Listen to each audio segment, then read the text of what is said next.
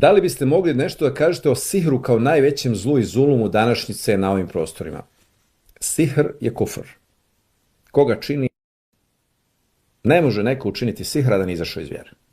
To je jedan princip. Drugi princip je, dakle, sihr ili magija se dešava na rušenju barijere između vidljivog i nevidljivog svijeta. I angažiranje prokletnih šejtana ili općenito džina u agresiji na čovjeka ili u intervenciji za čovjeka ili protiv čovjeka, u nečemu. To se ne može učiniti bez kufra i bez pokornosti tom džinu ili šejtanu koji se angažira. To je drugi princip. I treći princip je, ne može niti džin niti šejtan, innehu lejse lehu sultanun, ala ledina amanu, ala rabbihim yatawakkalun. On nema nikakve vlasti nad vama. Nad kome?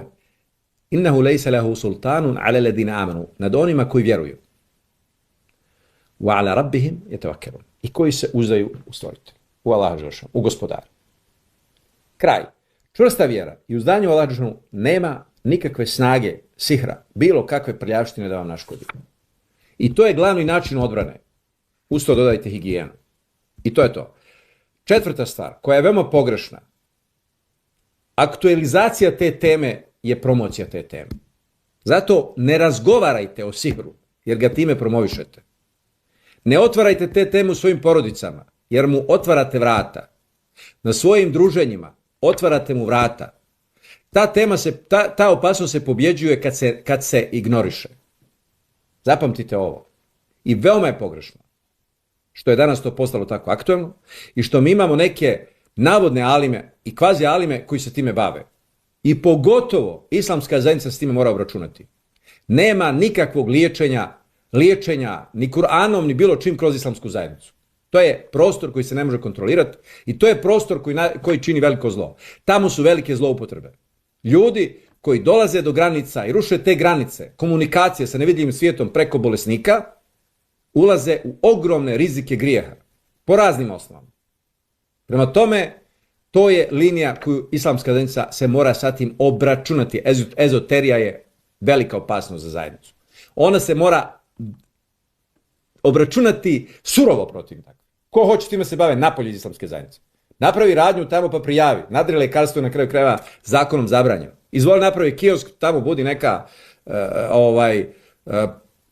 proročnica, pa budi to bez islamske zajednice. Kroz islamsku zajednicu toga nema. Ja pozivam i imame, i ulemu općenito, i džematlije da se protiv toga obračunamo. I da prijavite islamskoj zajednici sve te kvazi hođe koji se time bave i koji, ko zna sa tim šta postižu, koji pare zarađuju, koji ljude zloupotrebljavaju ljudske tragedije.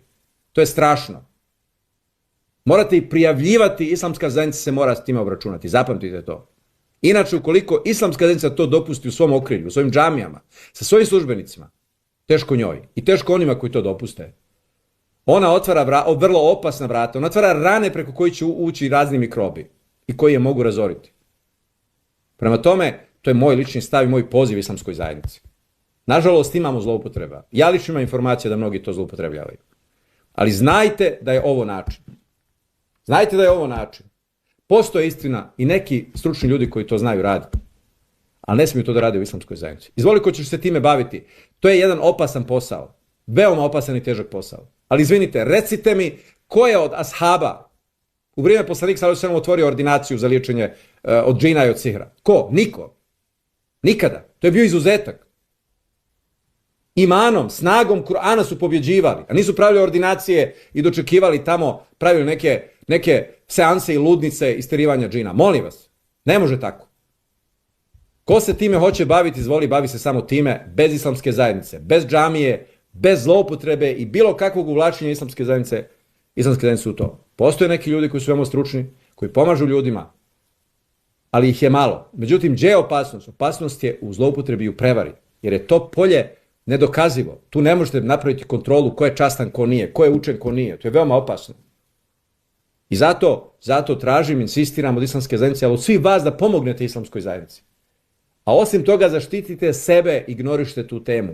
Ponavljam, ne razgovarajte o tome.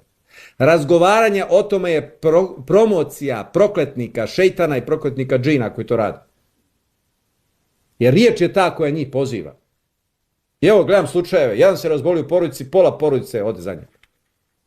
Zašto? Baš iz ovog razloga, što se tema legalizuje u porodici i što se psihički pripremaš da budeš ranjiv. Ako hoćete moje iskustvo, nema sihra koji mi nije poturen, nema agresije džinske koji mi nisu poslali. Zašto mi nisu mogli nauditi? Zato što je Allah dželešanu na mojoj strani. I zato što ih se nisam bojao. I znajte još jedan savjet za to. Taj svijet džina i šeitana u toj temi sihra je kao, oni su kao psi lutalice. Ako im bježite, oni vas gone. Ako stanete, stanu, ako i vi gonite, oni bježe. Znači uslov je strah. Oni ulaze, oni vrše agresiju na čovjeka. U slučajevima karakterne nestabilnosti, emocionalne valovitosti i nestabilnosti. I prljavštine. To su njima vrata na koja oni ulaze. Toga se lišite. Ne bojte se. Znajte da su oni jadni, bijedni. Širk je vjerovati u sve moć džina i u moć džina. Oni su slabiji od čovjeka. Oni mogu biti veći, ne znam šta, ali oni su jadnici, oni su glupi, oni su nesposobni, oni su nikakvi. I samo ako si slabiji od njih tih, postaješ njihova žrtva. To naučite. Naoružujte se vjerom, zikrom, ibadetom, čistotom, čvrstim karakterom. Ignorišite ih. Smatrajte ih nikakvim, nemoćnim. Pobjedit ćete ih. Neće imati nikakve šanse. Nikakve im neće trebati hođe da vam prave zapise i da vam tjeruju, ne znam šta da vam rade. Da prave biznis od toga. To je ključna preporuka. Ako se želite nje držati, imat ćete, ako Bog da veliki, dakle, bereket u tome. Hvala na pažnji. Za još ovakvih videa zapratite naš YouTube kanal Fit Keto Motivational.